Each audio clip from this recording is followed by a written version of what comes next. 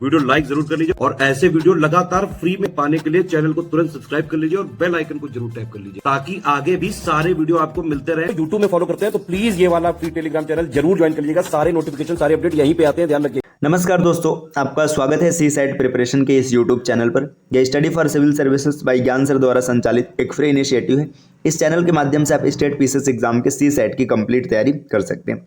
आज की इस क्लास में हम लोग यूपी पीसीएस फ्री 2024 के लिए सी सेट इंग्लिश के एडजेक्टिव पार्ट को देखेंगे। ये पार्ट 2 होने वाली है, तो चलिए स्टार्ट करते हैं अपने क्लास को। देखिए, अगर आप टीम के पैड कोर्सेज से जुड़ना चाहते हैं तो यहाँ पे कुछ नंबर्स दिए गए, आप संपर्क करके प्रक्रिया जान सकते हैं। ये ज्ञान सर का व्हाट्सएप नंबर है, यहाँ पर आपको कॉल नहीं करना है, आप व्हाट्सएप के माध्यम से जानकारी प्राप्त कर सकते हैं।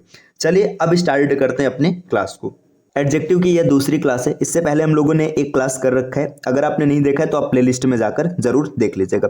आज हम लोग सीखेंगे correct use of some adjectives, है ना। कुछ जो प्रमुख एडजेक्टिव है जिनसे जुड़े प्रश्न बार बार परीक्षाओं में देखने के लिए मिलते हैं, उनका एक एक करके हम लोग करेक्ट यूज करना सीखेंगे। ठीक, तो चलिए स्टार्ट करते हैं। सबसे पहला पॉइंट दिया ईच, एवरी, आइदर, नाइदर, है ना। तो ईच, एवरी, आइदर, नाइदर के साथ हमेशा सिंगुलर नाउन का प्रयोग होता है एवं वर्ब भी सिंगुलर ही लगती है। देखिए, अगर ईच, एवरी, आइदर, नाइदर आएगा, देखिए इसमें प्लूरल भी कुछ जगह होता है, तो उसका जिक्र हम लोग आगे करेंगे। अभी के लिए आपको इतना समझना है कि ईच, एवरी, आइदर, नाइदर, इसके साथ नाउन जब भी आएगा, नाउन हमेशा क्या होने वाला है, सिंगुलर होने वाला है। अब अगर नाउन सिंगुलर है तो इसका जो प्रोनाउन अगर कभी लगेगा वो भी क्या होगा, इसका जो पोसेसिव प्रोनाउन होता है अगर वो लगेगा तो भी क्या होगा, इसका जो प्रोनाउन आएगा वो भी क्या आएगा, वो भी आएगा सिंगुलर। ठीक, अब अगर प्रोनाउन मतलब नाउन सिंगुलर है तो प्रोनाउन सिंगुलर हो गया, तो इसका वर्ब भी जो बनेगा ये भी क्या हो जाएगा, वर्ब भी हो जाएगा सिंगुलर। तो आपको इतना याद रखना है कि ईच, एवरी, आइदर, नाइदर, है ना। अगर सामान्य केस की बात करेंगे तो इसमें नाउन, प्रोनाउन, वर्ब जितनी चीजें लगती हैं सब सिंगुलर होता है। जैसे देखिए, each student gets a prize, देखिए यहाँ पर ईच है, ईच के साथ स्टूडेंट लगा है तो स्टूडेंट का सिंगुलर रूप यहाँ पर लगा है और यहाँ पे गेट्स लगा है। गेट्स मतलब ये प्रेजेंट इंडेफिनिट का सिंगुलर जब होता है तो वहाँ पर एस या ईएस का प्रयोग किया जाता है।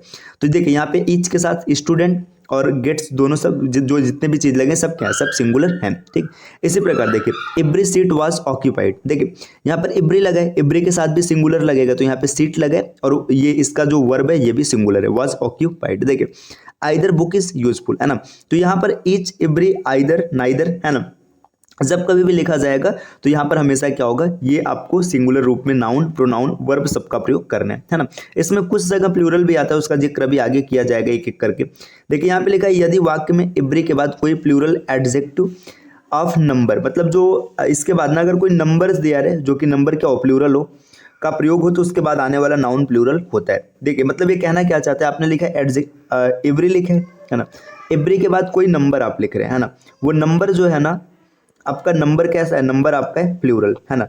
नंबर अगर आपने प्लूरल लगा दिया तो इसके बाद जो नाउन आएगा, नाउन भी क्या होने वाला है, प्लूरल होने वाला है। तो आपको देखिए सबसे पहला पॉइंट आपने क्या सीखा, ईच, एवरी, आइदर, नाइदर हमेशा सिंगुलर होता है ना, कुछ जगह प्लूरल होता है। अब कहाँ कहाँ होता है एक एक करके सीखेंगे। देखिए एवरी के बाद अगर कोई नंबर आ रहा है ना, और नंबर प्लूरल लिखा गया तो इसके बाद जो नाउन आएगा, नाउन हमेशा प्लूरल होगा। इसको एग्जाम्पल के माध्यम से समझते। देखिए सी टेक्स मेडिसिन, देखिए सी टेक्स मेडिसिन वह दवा लेती, देखिए इब्री, है ना, इब्री लगा, इब्री के बाद यहाँ पे 3 लगा है। अब देखिए नंबर क्या है, 3 मतलब प्लूरल हो जाएगा, है ना। 1 के बाद जितने नंबर से सब प्लूरल में आते तो आपने 3 लिखा, तो यहाँ पे देखिए जो नाउन लिखा है आवर, आवर ने लिख के आवर्स लिखा गया, है ना। सी टेक्स मेडिसिन एवरी 3 आवर्स, मतलब वो प्रत्येक 3 घंटे में दवा लेती। देखिए ही विजिट्स हियर एवरी 2 मंथ्स, देखिए यहाँ पे इब्री लगा है, इब्री के बाद 2 लगा है ना, तो 2 के बाद यहाँ पे मंथ्स लगेगा, क्योंकि यहाँ पे देखिए आपने देखा क्या, इब्री रहेगा, इसके बाद नंबर रहेगा, नंबर प्लूरल होगा तो जो नाउन आएगा वो भी क्या होगा, प्लूरल होने वाला है। तो इतनी चीजें आपको समझ में आ रही हैं। चलिए अब बढ़ते हैं आगे और भी, है ना। ईच और इब्री के बारे में समझते हैं। देखिए ईच और इब्री दोनों का अर्थ जो होता है ना, अर्थ होता है सम, मतलब एक ही होता है, मतलब जो अर्थ ईच का होता है वही अर्थ क्या होता है, इब्री का भी होता है। अब इसमें ना कुछ डिफरेंस होता है। अब हम लोग यहाँ पे देखने जा रहे हैं ईच वर्सेस इब्री, है ना, कि ईच और इब्री में क्या अंतर है, कैसी मतलब इसमें इसका प्रयोग कहाँ करेंगे। तो देखिए यहाँ पे लिखा है ईच का प्रयोग 2 से अधिक के लिए भी होता है। अब देखिए 2 से अधिक बोला जा रहा है, इसका मतलब समझ रहे हैं कि 2 के लिए भी होता है और 2 से अधिक के लिए भी होता है। तो आपको डायरेक्ट याद रखना है जो ईच आएगा, है ना, ये 2 के लिए भी प्रयोग हो सकता है और 2 से अधिक के लिए भी प्रयोग किया जा सकता है। ठीक है, जबकि इब्री का प्रयोग 2 से अधिक के लिए ही होता है। लेकिन जो इब्री होता है इसका प्रयोग हमेशा दो से ज़्यादा के लिए होता है। तो आपको सीधा सीधा यहाँ पर जो लिखा जा रहा है, समझाया जा रहा है, उस पर ध्यान देना है। ईच का प्रयोग हमेशा या तो दो के लिए करेंगे या तो दो से ज़्यादा के लिए, मतलब हर कंडीशन में ईच का प्रयोग किया जा सकता है। लेकिन जब इब्री की बात करेंगे ना, तो इब्री का प्रयोग हमेशा दो से ज़्यादा के लिए किया जाएगा। जैसे यहाँ पे लिखा है, देखिए each of the two girls gets a prize. देखिए अब यहाँ पे एक पॉइंट मैंने आपको बोला था ना कि प्लूरल आ सकता है, तो देखिए यहाँ पे थोड़ा सा समझ लीजिए फिर आगे बढ़ते हैं। जब कभी भी ईच के बाद, है ना, ईच के बाद अगर डायरेक्ट नाउन लिखा है ना, तो इसको आप हमेशा सिंगुलर लिखेंगे, है ना, इसको हमेशा सिंगुलर लिखेंगे, ठीक। लेकिन अगर कभी ऐसा लिख दिया जाए, देखिए ईच ऑफ द, है ना, ऐसा लिख दिया जाए और इसके बाद अगर नाउन आएगा तो इसको आप हमेशा प्लूरल लिखेंगे, है ना। इसको अगर मैं इस तरीके से बोलूं, अगर ईच कभी एडजेक्टिव का कार्य करेगा तो इसके साथ जो नाउन आएगा वो सिंगुलर होगा, लेकिन अगर ईच प्रोनाउन का कार्य करेगा तो उसके साथ जो नाउन आएगा वो प्लूरल होगा। अभी ये एडजेक्टिव प्रोनाउन क्या है अभी आपको आगे और भी क्लियर होगा, आपने डेफिनेशन पढ़ा है, एक एक करके स्पष्ट होंगी चीजें। देखिए ईच अगर एडजेक्टिव का कार्य कर रहा है तो नाउन क्या होगा, सिंगुलर होगा। ईच अगर प्रोनाउन का कार्य कर रहा है तो नाउन क्या होगा, प्लूरल होगा। अब चलिए यहाँ पे चीजों को समझते हैं। देखिए यहाँ पे लिखा है, देखिए each of the two girls. देखिए यहाँ पे ईच ऑफ द लिखा है ना, आपने देखा था कि जब कभी भी ईच ऑफ द रहता है, यहाँ पर टू नहीं भी होता ना, फिर भी आप गर्ल्स ही लिखते हैं ना, गर्ल्स गेट्स अ प्राइज, ये बिल्कुल सही है। देखिए यहाँ पे दो की बात है तो ईच लगा है। देखिए each of the 10 students gets a prize, ये बिल्कुल सही है। लेकिन अब परीक्षाओं में क्या होता है ना, यहाँ पर ऐसे लिखा रहता है ये इब्री ऑफ द टू गर्ल्स, तो ये गलत हो जाएगा। यहाँ पे इब्री नहीं आएगा, ईच ऑफ द टू। जब कभी भी दो की बात आएगी हमेशा आपको ईच का प्रयोग करना है, ठीक। चलिए आगे बढ़ते हैं। देखिए ईच का प्रयोग निश्चित संख्या हेतु तथा इब्री का प्रयोग अनिश्चित संख्या हेतु किया जाता है। इस चीज को याद रखिएगा, जब कभी कोई चीज एकदम निश्चित होगी तो आप ईच लगाएंगे और अनिश्चित होगी तो इब्री लगाएंगे, ठीक।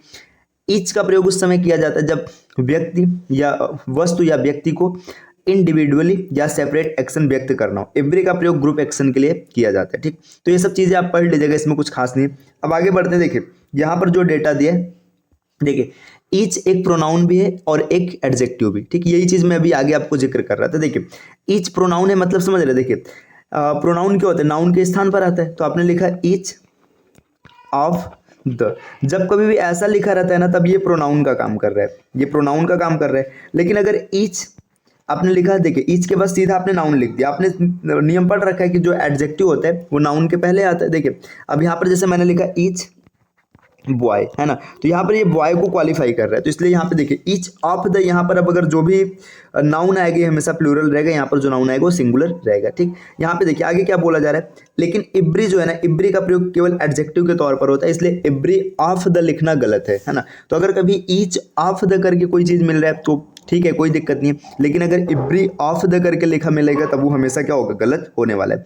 यहाँ पे अगर इसके एग्जांपल्स को समझेंगे, देखिए एग्जांपल दिया, each of the teachers is doing his work. देखिए ईच ऑफ द टीचर्स, यहाँ पे ईच ऑफ द लगा है ना, यहाँ पर टीचर्स लगा है। मैंने यही बोला है कि जब कभी ईच ऑफ द के बाद कोई नाउन आएगा तो प्लूरल होगा, है ना।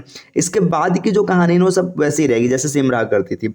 तो वर्ब सिंगुलर है, इसका प्रोनाउन भी क्या है, सिंगुलर है, ये बिल्कुल सही सेंटेंस है। यहाँ पर लिखा है इब्री ऑफ द टीचर, तो इब्री ऑफ द नहीं होता है, इब्री ऑफ द गलत हो जाएगा, क्योंकि ये आपका जो इब्री है ये प्रोनाउन का कार्य नहीं कर सकता, तो यहाँ पर ये गलत हो जाएगा। चलिए अब बढ़ते हैं आगे। अब आगे अगर आप देखेंगे तो यहाँ पर रोल नंबर 4 में क्या लिखा है, इब्री और बात की बात की। देखिए इब्री का अर्थ होता है दो में से एक या दोनों, है ना। लेकिन सॉरी माफ कीजिएगा, मैं इब्री बोल रहा हूँ, आइदर और बात की बात है ना। अगर आइदर की बात करेंगे तो दोनों में से एक या दोनों, जबकि बात का अर्थ होता है दोनों, है ना। आइदर का अर्थ या तो की स्थिति में होता है ना, मतलब जब ऐसा बोला जाएगा ना, या तो ऐसा हो सकता है या तो ऐसा हो सकता है ना। और बात का प्रयोग हमेशा दोनों के लिए किया जाता है, तो ये बेसिक से आप इसको पढ़ लीजिएगा। चलिए अब बढ़ते हैं नेक्स्ट स्लाइड पर। देखिए यहाँ पर दे रखा है लिटिल और द लिटिल, इसके बारे में समझते हैं। देखिए सबसे पहले तो एक चीज याद रखिएगा, यहाँ पर मैं नीचे लिख रहा हूँ, देखिए लिटिल या फ्यू, है ना, दो वर्ड होते हैं, है ना, दोनों का अर्थ सेम होता है। अब यहाँ पर अगर अ लिटिल लिखा जाएगा, इसी प्रकार होता है अ फ्यू, और अगर लिखा जाए द लिटिल, इसी प्रकार होता है द फ्यू, है ना।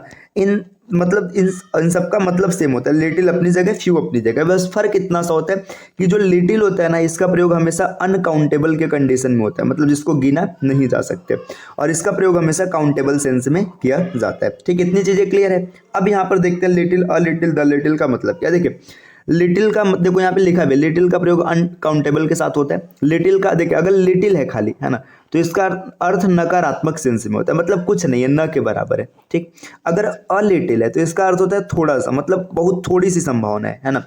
और द लिटिल है तो मतलब है तो कम, लेकिन जितना है सबकी बात कर रहे हैं। इसको मैं थोड़ा सा इस बेसिक एग्जांपल समझाता हूँ, है ना। मान के चलिए, देखिए आपने बोला कि मेरे पास लिटिल मिल्क है ना, लिटिल मिल्क, लिटिल मिल्क का मतलब समझ रहे हैं, आपके पास एकदम न के बराबर, मतलब नकारात्मक, आपके पास दूध है ही नहीं, है ना, मतलब एकदम निगेटिव फैक्ट में है ना।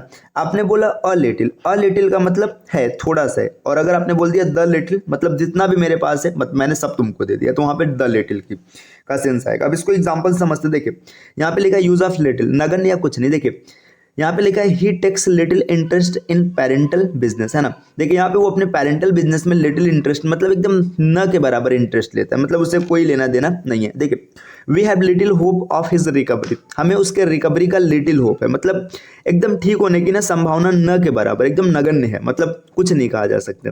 अब यहाँ पे बोला जा रहा है he has little knowledge of computer, उसे कंप्यूटर का लिटिल नॉलेज है, मतलब न के बराबर नॉलेज, एकदम न समझ के चलिए, ठीक। तो यहाँ पे जब कोई भी लिटिल आएगा ना, तो इसका मतलब मान लीजिए कि वो चीज़ नहीं है ना, बस संभावना व्यक्त किया जा रहा है, लेकिन सच में नहीं है। अब अ लिटिल का मतलब है लेकिन बहुत थोड़ा सा। यहाँ पे देखिए we have a little hope of his recovery, है ना, उसके ठीक होने की कुछ मतलब होने की कुछ आशा है, मतलब थोड़ी सी आशा है, थोड़ा सा उम्मीद है। ये पॉजिटिव सेंस में आएगा, ये निगेटिव सेंस में आएगा। देखिए a little knowledge is always dangerous, अगर आपको थोड़ी सी जानकारी तो हमेशा खतरनाक है ना। इस एग्जाम्पल को आप पढ़ लीजिएगा। और द लिटिल की अगर बात करेंगे तो देखिए द लिटिल का मतलब है थोड़ा सा है, लेकिन जितना है सबकी बात की जाएगी, मतलब जितना भी उन सबकी बात होगी। जैसे देखिए यहाँ पे लिखा है the little money she had was also spend on medicine, मतलब देखिए द लिटिल, उसके पास देखिए द लिटिल का मतलब है पहले तो थोड़ा सा ही पैसा था, है ना, और जितना भी था वो सब कुछ खर्च हो गया कहाँ पर ये इस तरीके से हो जाएगी। देखिए use the little time you have in a power way now, मतलब तुम्हारे पास बहुत ज्यादा तो टाइम नहीं है, नहीं थोड़ा सा टाइम है, और जितना ही बचा है उसको सही तरीके से प्रयोग किया जाए, ठीक। देखिए he has wasted the little money he had in gambling, देखिए ही हैज वेस्टेड, उसने नष्ट कर दिया, बर्बाद कर दिया, है ना, द लिटिल मनी, मतलब थोड़ा सा पैसा, मतलब जो भी था थोड़ा सा, उस सब पैसे को उसने गैम्बलिंग में बर्बाद कर दिया, ठीक।